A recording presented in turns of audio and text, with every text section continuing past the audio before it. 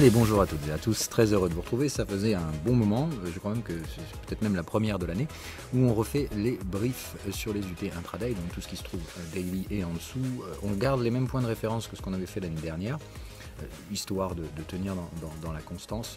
Mais l'idée ici, c'est pas encore garanti, je suis pas encore 100% sûr de la structure de tout ça pour l'année 2025. Il y a des probabilités que ça change, dans le sens où il est possible, étant donné que pour l'instant les flux et autres time frames qui pourraient nous intéresser sur les indices qu'on suivait, le S&P notamment, se trouvent toujours sur des UT très larges, le 4 heures, et qu'en plus de ça, le S&P ne veut absolument pas démarrer la moindre correction. On est donc en fait confronté systématiquement à des invalidations des départs potentiels de flux baissiers. Tout simplement, les boules gardent le contrôle total et les durées en jeu se jouent bien au-delà des horizons hebdomadaires sur lesquels je voulais faire ces émissions au préalable. Donc on est un petit peu bloqué dans le sens où tant qu'il ne se passe rien, je ne peux pas vraiment parler du vide, ou en tout cas ça ne ferait pas de sens éducatif. Donc je me pose toujours la question de qu'est-ce que je vais faire de ces briefs de flux, mais comme certains me posaient la question, et qu'effectivement ça fait un moment qu'on n'a pas fait de mise à jour, on va le faire ici. Donc on va faire plutôt cet exercice pour dire attention, je ne redémarre pas nécessairement les briefs intraday sous la forme précédente pour l'année 2025, je pense que ça va changer, mais comme ça fait longtemps qu'on n'a pas fait l'exercice, une petite mise à jour fera pas de mal. Donc, trêve d'intro, on reste comme d'hab à l'essentiel dans ces émissions, donc pas de blabla, que du technique. On est toujours sur ces horizons 4 heures, rappel, puisqu'on est en train de chercher des sommets en mensuel. On a bien les structures de flux complètes à la hausse ici, avec sa séquence en 3 flux, le troisième flux extrêmement long, interminable, bref, ça ne veut pas s'arrêter. Rappel, on a eu plusieurs successions de troisième borne de range sur ce flux, où ça aurait dû s'arrêter ici. Moi personnellement, c'est là que j'ai interrompu toute stratégie acheteuse sur le S&P 500. C'est même par là que je suis rentré net vendeur, enfin on va dire au moins hedgé sur le portefeuille, etc. Et là carrément net vendeur aujourd'hui, puisque je pense qu'on est à bout de souffle. Mais vous voyez, encore une fois, une autre troisième borne de range ici qui se fait péter, alors une troisième borne en retard plutôt. Même chose ici, troisième borne en retard, on revient, on fait encore un sommet. La question étant, quand est-ce que ça s'arrête, d'accord? Donc quand est-ce qu'on arrivera enfin à déclencher un flux vendeur? Voyons donc la moyenne se neutraliser et voire devenir baissière, avec des contextes vendeurs qui réussiraient à glisser sous cette dernière.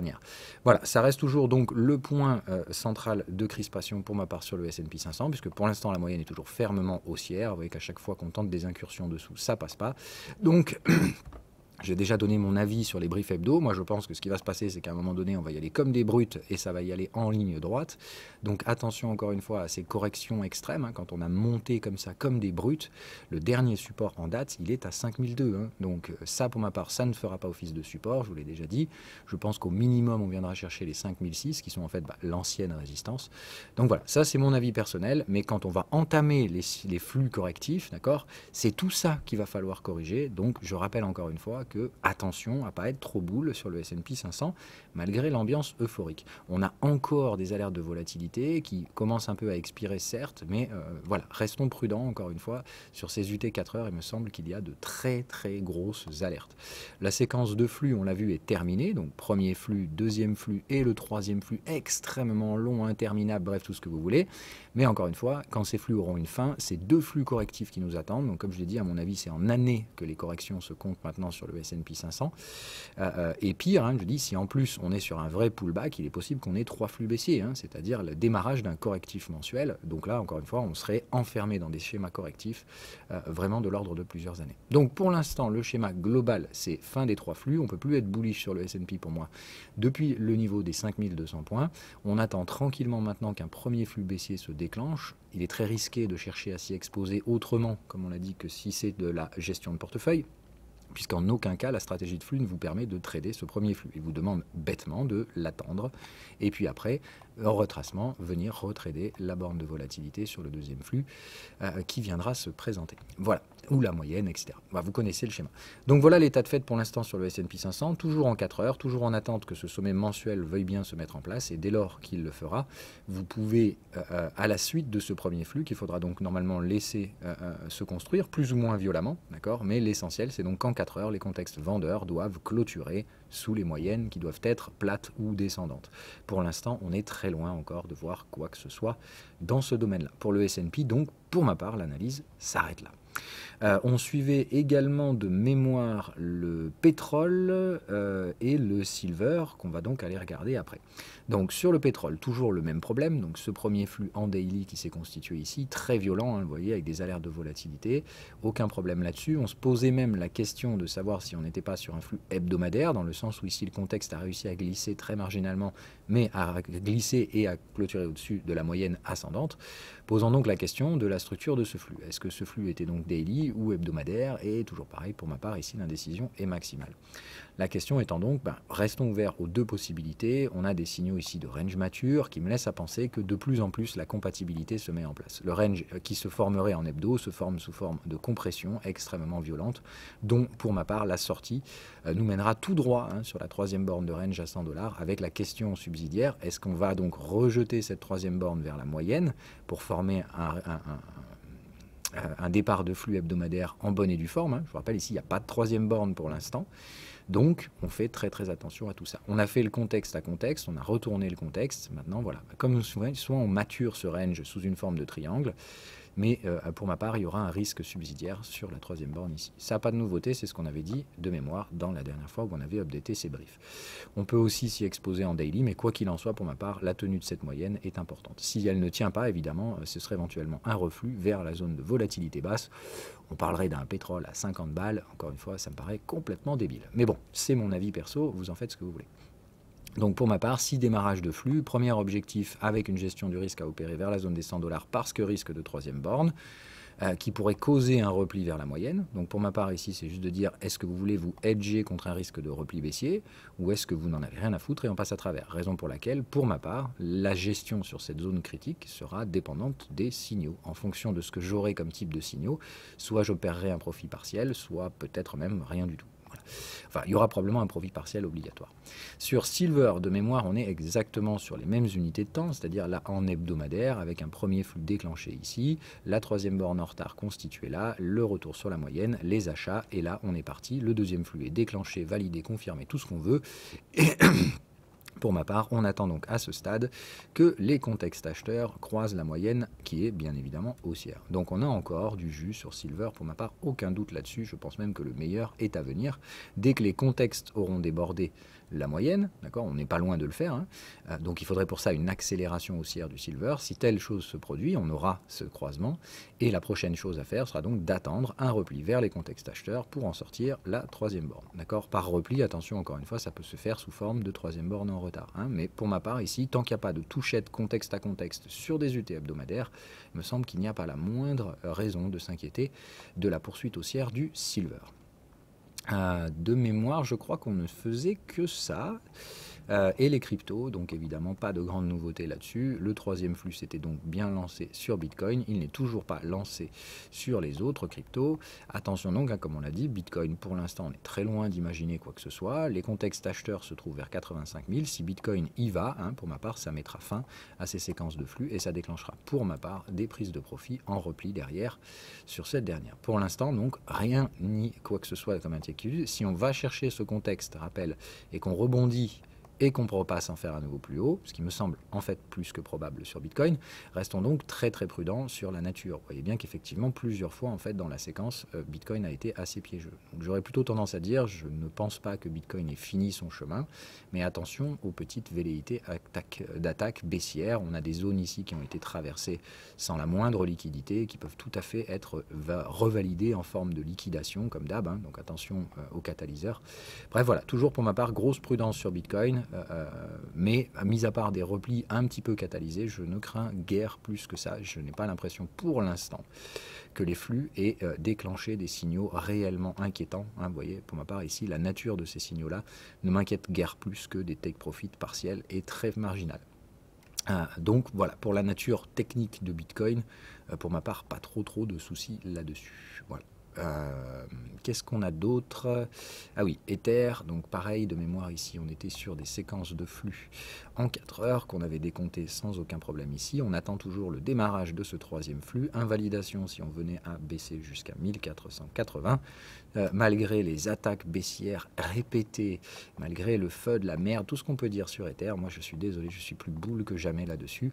Le troisième flux n'a même pas encore commencé et quand il va le faire, je pense qu'il a énormément à délivrer en termes d'amplitude, hein. C'est-à-dire je pense que le troisième flux sur Ether, ça va être quelque chose de coquin. Raison pour laquelle, je l'ai dit, pour l'instant, tant que ceci n'est pas déclaré, malgré ici toute la boulitude qui pouvait circuler sur les réseaux, moi pour ma part, je vous avais dit, je ne mets pas encore mes stops à break-even. D'accord? Et j'avais bien insisté là-dessus, la cassure n'a pas été opérée, donc pas de stop à break-even. Vous voyez que ceux qui ont fait la connerie de se mettre à break-even se sont encore fait dégommer par les mêmes velléités market maker de ce marché. Autant vous dire que le piège sur Ethereum est juste absolument béant. C'est incroyable en fait de voir les manipulations de prix sur cet actif. Mais bref, tout est fait pour dégager tout le monde. Ça veut dire si vous faites la moindre connerie sur la gestion du risque, vous vous faites dégager. Parfois même en perte pour pas mal. Hein. Donc pour ma part, vraiment, attention, les stops doivent être maintenus ici, sur Ether, et je pense qu'on n'ira pas. Voilà. Pour ma part, 1005, c'est mort, je pense pas qu'on y aille, mais encore une fois, je ne mettrai pas mes stops à 1005, je les mettrai dessous. Voilà mon avis pour ma part. Je pense que Ethereum, encore une fois, étant donné les rendements potentiels, il faut accepter de tolérer le risque avec des stops un peu plus éloignés. Et ne pas être trop serré du cul si vous tradez Ether, sinon vous risquez de vous faire dégager, alors que ça reste pour ma part l'actif crypto le plus intéressant à posséder aujourd'hui, bien plus que Bitcoin.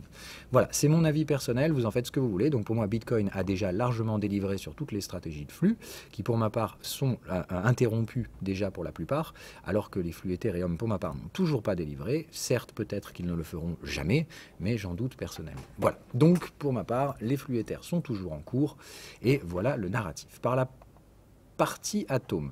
Donc ça, on avait dit, attention, on a notre premier départ de flux ici. Vous voyez que pour l'instant, qu'on le veuille ou non, on n'a toujours pas cassé le point de départ de ce premier flux. On était de mémoire sur du 4 heures, voilà. Et on est donc bien venu ici chercher la moyenne. Attention, ici, pour l'instant, il est possible qu'on tergiverse encore sur ces zones-là avant de revenir, pardon, retrouver soit la borne de volatilité, mais cette dernière se trouve sous le point bas. Donc pour l'instant, encore une fois, il n'y a aucun intérêt à essayer d'acheter Atom à 2,50. Ce serait sous le point bas précédent. Donc ça serait dans ce cas-là un redémarrage complet de séquence de flux. Bon, pour ma part, ça fait aucun sens. Donc ici, deux choses vont se produire. Soit on récupère la moyenne, et ça, encore une fois, c'est un piège pour dire tous ceux qui ont bourré sur la moyenne, et moi le premier, hein, je vous rappelle que j'ai tradé en marge ici, publiquement, et évidemment, si vous aviez fait ça avec un tout petit stop, vous êtes fait dégommer. Voilà. Maintenant, si vous avez fait ça avec un stop sous le point de départ du premier flux, normalement, vous êtes toujours dedans. Voilà, c'est-à-dire si vous avez bien mis votre stop ici, vous avez peut-être été frôlé mais pas touché. Et dans ce cas-là, vous êtes toujours dans ce trade et vous attendez la récupération de la moyenne et la cassure du point haut. D'accord? C'est-à-dire l'activation du deuxième flux se fera en cassure de 10 $ sur Atom. C'est à ce niveau-là et uniquement que vous pourrez mettre vos stops à break-even sur vos points d'entrée, quels qu'ils soient, que vous ayez payé à 6 balles, peu importe. Tant qu'on ne casse pas vraiment les 10 $, c'est mort. Et si jamais on vous fait une Ethereum-like, c'est-à-dire on vient à 10 balles et vous voyez que ça passe pas, ne mettez pas vos stops à break-even à 6 $. On peut très bien revenir chercher ce support pour vous emmerder avant d'y aller. Ok? Donc rappelez-vous que la séquence de flux, elle est extrêmement simple dans sa structure, il faut la prendre par cœur et l'appliquer telle qu'elle. Pas de surreprésentation, de « ah mais il s'est passé ci, puis ça, puis ça, puis ça, puis ça », juste de dire « vous connaissez les règles ». Il n'y a pas de stop à break-even tant qu'il n'y a pas de clôture franche au-dessus de 10,70 sur Atom. Si vous avez tradé ce flux, pour ma part, les achats qui étaient réalisés sur la zone des 6,20 étaient tous extrêmement légitimes. Maintenant, si vous avez été trop gourmand, et Dieu sait que j'en ai fait partie aussi, une partie de vos marges vont dégager et c'est le jeu ma pauvre Lucette. Comme on l'avait dit, pour ma part aujourd'hui, il y a une folie ambiante dans les marchés dans laquelle les actifs qui ont le plus de potentiel sont ceux qui se font dégager le plus violemment par des attaques baissières vicieuses, parce que je pense que c'est le mot qu'il faut employer. A contrario, les trucs les plus merdiques s'envoient dans la stratosphère n'importe comment avec des structures complètement pétées et ça ne semble inquiéter personne. Voilà, donc comme je vous l'ai dit, il y a pour ma part une forme d'inquiétude aujourd'hui dans la structure globale de marché, soit c'est moi le dindon de la farce et tout ce que j'ai appris depuis 15 ans c'est de la merde, soit le marché fait clairement n'importe quoi et quand il va se réveiller, il va finir par rattraper les conneries. Donc ça reste mon avis. Pour ma part, il y a des très beaux flux à venir, à la fois sur Ether, sur Atom, sur Chainlink, etc. Bref, vous connaissez. Par contre, je pense que les Solana, les Ripple, les trucs qui construisent n'importe comment, qui ne respectent aucune forme de structure, il ne faudra pas pleurer si ces trucs-là s'éclatent la gueule à un moment donné. C'est mon schéma. Voilà, personnellement, moi, je vous ai partagé toutes mes règles. Elles sont publiques, elles sont visibles par n'importe qui, vérifiables. Encore une fois, je ne vous demande pas de faire confiance comme des bêtes, mais simplement de prendre ces règles, de vous les approprier, de vérifier par vous-même avant d'appliquer quoi que ce soit. Après, l'application, comme on l'a toujours dit, c'est de la gestion du risque. C'est pas de la boule de cristal en mode ces règles permettent de prédire l'avenir. Non, ces règles, elles permettent de donner un cadre de décision basé sur des statistiques que vous devez vérifier par vous-même avant de les appliquer. Voilà. Donc ceci dit, donc, je vais m'arrêter là pour cette semaine. Il n'y a pas grand-chose de plus à dire. Donc petit rattrapage sur ce qu'on avait déjà dit. Donc pour ma part, vous savez là où les séquences sont toujours actives. Pareil sur Chainlink, de mémoire, on va la faire aussi. Donc sur Chainlink, pour ma part ici, on est plutôt sur du daily. Je vous l'avais dit, on a une séquence bien valide sur le daily ici. Toujours en toujours en cours sur le deuxième flux qui vient de faire contexte à contexte. Voilà. Bon, maintenant, donc pour ma part, comme je vous dis, soit ici, ce sera la point d'arrêt de ce deuxième flux, soit ce deuxième flux va relancer un coup de plus. Et puis voilà, en attendant, la borne de volatilité se trouve actuellement à 5 $, très largement sous le point bas. Donc pour ma part, elle ne fait aucun sens d'imaginer que le deuxième flux est terminé. Je pense donc en toute légitimité que Chainlink n'a pas fini son ascension dans ce deuxième flux. Je suis donc toujours bullish sur le token, même si j'ai réalisé des prises de profit partielles à 29 parce que c'était un objectif graphique. Donc j'ai pas hésité à recharger sur les supports sur Chainlink pour me projeter toujours dans la poursuite de ce deuxième flux dont je n'imagine absolument pas la fin pour l'instant. Voilà ce qu'il en est. Évidemment, après, si vous voulez, on peut s'amuser à analyser les autres. D'accord. Donc là, bonjour la séquence de flux. Il n'y a absolument rien et les 3 flux sont terminés s'ils avaient eu lieu. D'accord. Et puis encore une fois, là, bonjour les séquences de flux merdiques qu'on a vues sur Solana. Donc bonjour la direction complètement folle, mais vous auriez eu un point de départ de 3e flux ici en achat à 115 avec des take profit à réaliser derrière ici sur la zone des... Enfin bref, là sur la 3e borne à 230 et pour ma part ici, encore une fois, séquence de flux haussière terminé, mais vraiment terminé. Donc il n'y a plus rien à faire. Maintenant, c'est 2 flux correctifs baissiers au minimum sur Solana avant de repartir. On ne peut pas être boule. Voilà, pour ma part, je suis navré de le dire. C'est la réalité telle qu'elle est de ce que j'ai sur mes séquences de flux. 3 flux terminés égale, encore une fois, soit on est en mode S&P 500, on va jusqu'à l'infini à la hausse, soit à un moment donné, encore une fois, la gravité refera son travail. Voilà, donc pour ma part, je ne suis plus haussier sur Solana. Une séquence de 3 flux complètement folle s'est déjà déclenchée et complètement terminée. Pour ma part, tout le potentiel est exploité sur Solana. Les corrections vont suivre. Voilà. Ripple, je ne vais pas en parler, d'accord. Enfin, on va très simplement faire la prospective de ce truc-là, d'accord. Il n'y a rien du tout, il n'y a pas de séquence de flux en daily. Au mieux, on peut éventuellement envisager une séquence de flux en 4 heures ici, dont la structure se sera largement complétée exactement à la manière de Solana. D'accord. Donc c'est tout simple ici à dire, regardez où sont les bornes de volatilité, elles sont pratiquement en négatif. Donc bon courage pour séquencer un flux là-dedans, juste pour dire encore une fois, pour moi ce truc peut rebaisser à 50 centimes son point de départ en 2 heures. Voilà, tout simplement, sa valeur pour ma part se trouve là, on ne l'a jamais quitté et on y retournera. Ici, ce n'est qu'affaire de spéculation, il n'y a pas de structure de construction ni de flux réel de capitaux. La seule chose qui existe ici, ce sont des gens qui s'enfilent les uns derrière les autres en achetant un truc qui ne sert à rien et qui, évidemment, se cassera la gueule aussi vite quand ces gens-là vendront pour récupérer des profits, puisque c'est encore une fois le but de la spéculation. Quand il n'y a pas d'utilité, garder un token, c'est jouer contre le temps. Voilà, donc un peu de patience, encore une fois, mais je vous dis, malgré tout, moi je ne fais qu'appliquer ces règles, et ces règles, elles sont ce qu'elles sont, elles ne sont pas biaisées, c'est pas que j'aime pas Ripple et que j'aime pas Solana, c'est pour dire Solana a terminé sa séquence de flux, on ne peut plus être haussier.